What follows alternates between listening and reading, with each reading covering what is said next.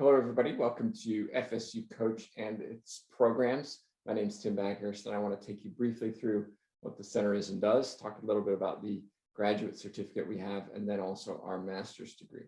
So let's get going. This is all about you becoming a better coach, and you can see from this presentation, we're in spring 2021. Most of this will apply for other semesters too, so I'll explain that as we go along.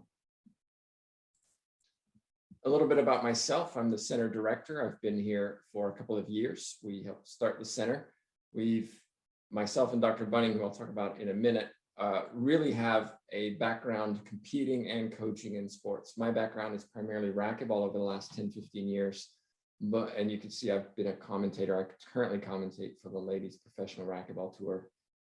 My Twitter handle is Baghurst, so you can find me there as well. And my focus is typically on the smaller sports, the ones that are less well known, less common, have less support. Dr. Bunning, on the other hand, she is a former softball athlete, softball coach. She now does analysis for TV networks on softball and really focuses on the larger team sports. She is a certified mental sports performance consultant, so she works in kind of that sports psych role. She also works with officials, which is interesting, on their mental performance as well. You can find her as well on Twitter at Dr. Bunning. So FSU COACH started, as I said, about 2 years ago, and we really have a focus in 4 areas. The first one, not surprisingly, is academic programming. We have our certificate, we have our master's. I'll talk about those in a few minutes. But we also have a focus on research in sports, research in coaching. We are trying to make coaches better, whether it be in sports performance or whether it be in themselves. So we also work with individuals and teams in coach development.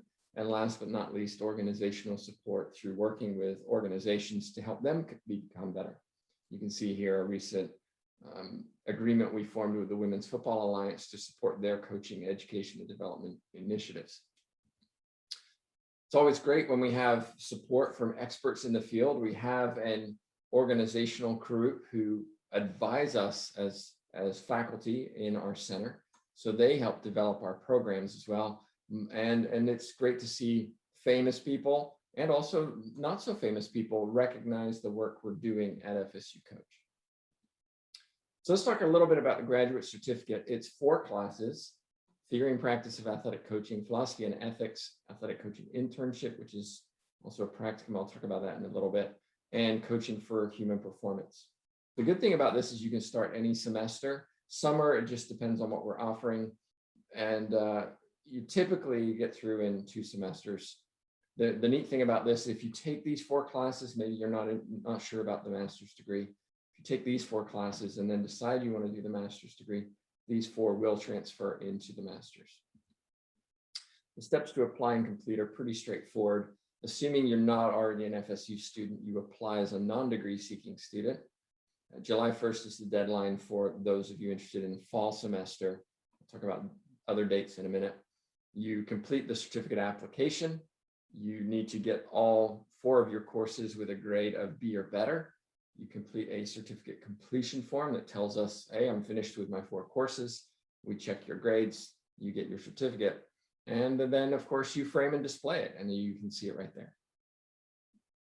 The Master's in Athletic Coaching is more comprehensive, obviously. It's 10 total classes. You can enroll currently in the summer, fall, or spring semester. The key thing about this is we built it using expertise from coaching. We have our advisory board. We looked at what other programs do. We talked to coaches to find out, what do you need to know? What classes are important for you? And so we built those classes from scratch. And this is important because some universities will start a degree and pull classes from areas, throw them together and call it something else. We didn't do that at all. You will see in the course outline that these classes all have coaching in the titles. And this is important for us. So we're really focusing on developing coaches. So here we go. You can see some of these classes are similar or the same as the graduate coaching certificate. 4 of them are. But we also added sociology of sport, motor learning, sport and exercise psych, understanding and conducting research in sports and coaching, and then 6 hours of electives. The research class is not you going away and doing a project or learning how to do statistics. This is teaching you to understand how to conduct research if you're interested, but more importantly, how do you interpret research when you're reading it? You as a coach need to know, what does that mean for me? So part of this course is understanding how do we actually do research, but how do we understand what it means for our situation? Steps to apply and complete, also straightforward. You go through an application portal, and the website link is there. You're going to need 4 things primarily, which are official transcripts, a clear statement explaining why you want to be in our program. This is important. We don't just want people coming in our program because they want a piece of paper or they want a raise. Those things are valuable, but really, why do you want to be in our program? What do you want to learn? Why would you do a master's degree? Hopefully it's for the focus on you improving as a coach. So we're interested in that. A resume and CV to see what you've been doing. Have you been active? Are you involved in sports? And then a writing sample. We want to know that you can write at an academic level that is acceptable at the graduate level. You're not going to need, currently anyway, the GRE. It's waived at the time of this presentation, or letters of recommendation. We would expect letters of recommendation to be very positive about you. So we just decided that we didn't need to see those. We're more interested in all of your other things that we've asked you for.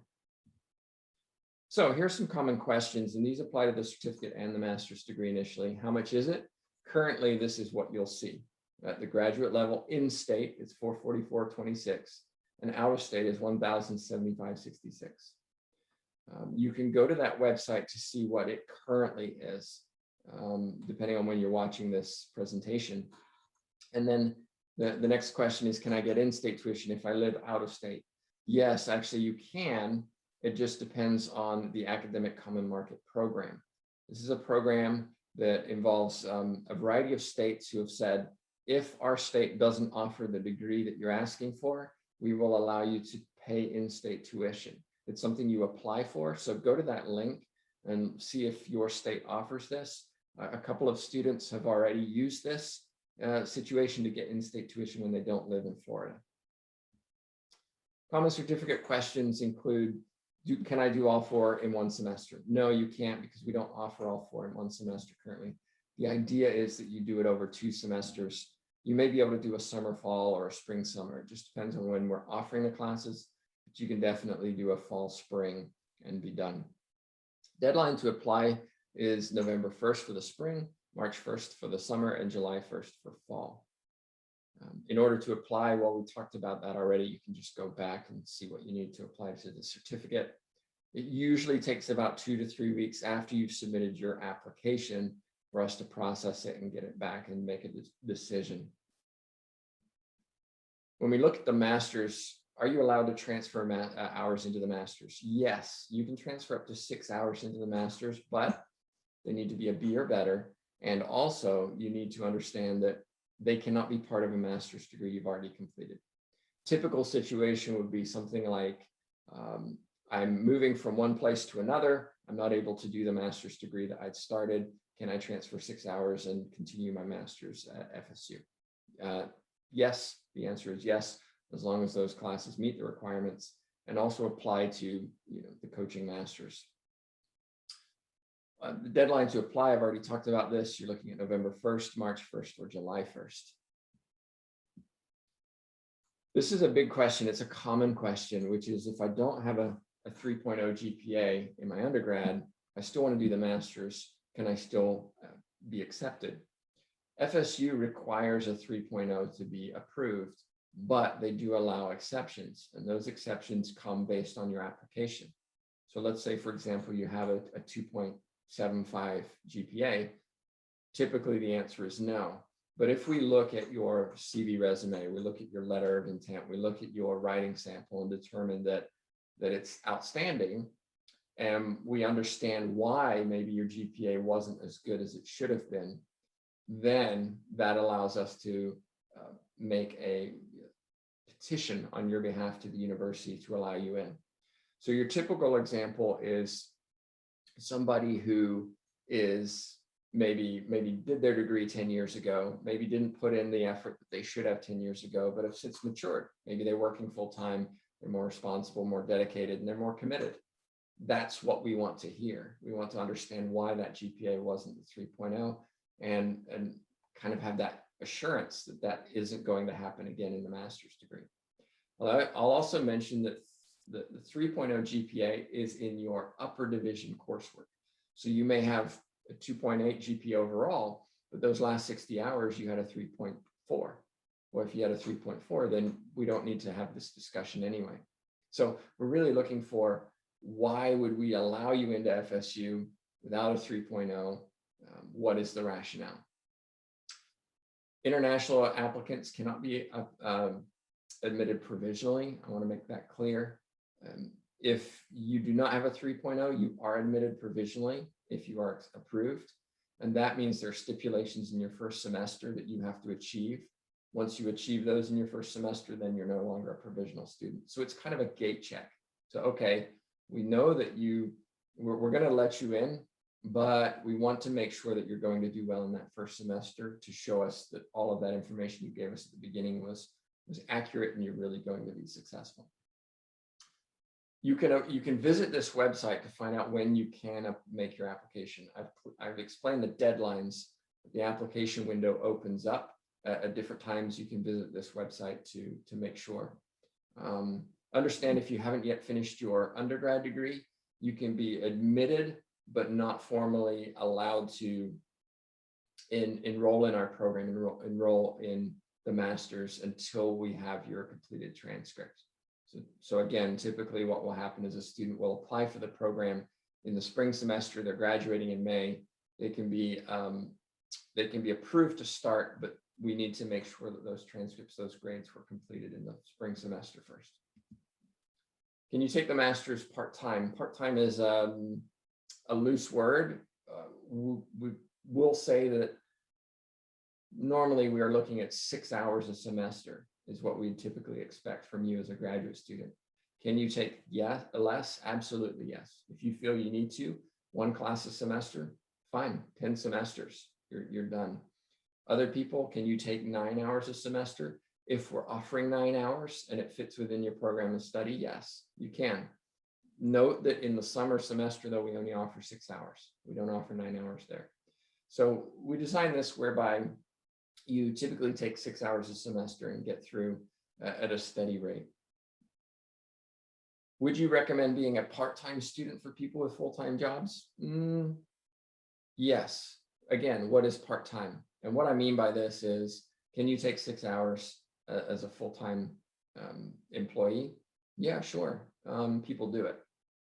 Do you want to? That's up to you. So my recommendation is always to start with less and build up than start with too much. If you come in and take 6 or 9 hours in the first semester and it's too much for you, that can really hamper even completing your degree. Whereas if you take 1, finish the first semester, okay, that wasn't too bad. I know what's expected of me. I can do more.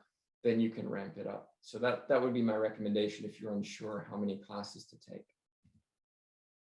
We do have scholarships. We have a couple of them. And I would also mention that the College of Ed and FSU have other general scholarships that you can apply for. A lot of students just don't apply for them. Well, if you don't apply, you don't get them awarded to you. So take advantage of these opportunities. Another thing to note is we do something called FSU Coach Live. It's an interview with a coach or owner or athletic director, somebody in sports. We try to do them about once a week or once every couple of weeks, and they're on our YouTube channel. These are great learning opportunities and great ways to connect with other people in sports. So it's an outreach program, and we also build these into some of our classes as well. We do offer a monthly newsletter where we provide information about recent research, thought of the month from a biography or something like that. Definitely worth subscribing to that. And then last but not least, Facebook. We put a lot of content out on Facebook, including FSU Coach Live. So be sure to subscribe or like or enroll in those 3 things. Last thing I'll just mention is that Dr. Bunning and I are very competitive. We started this program from the beginning. We want it to be successful. We want to build it into something that coaches feel like they have to take to be better. Our goal is to graduate students who are more competent, more knowledgeable, place the student athlete, I'm so used to student athletes, the athlete above everything else. They have a growth mindset. These are people we want in our programs.